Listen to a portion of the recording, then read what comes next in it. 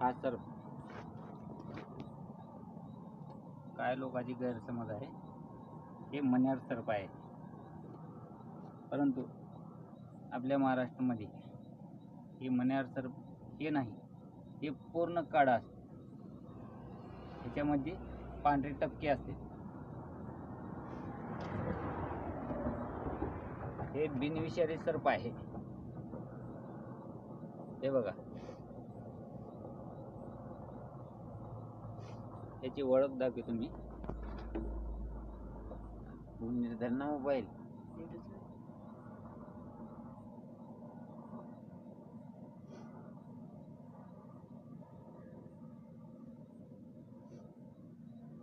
तर आपल्या घरी असला सर्प निघाला,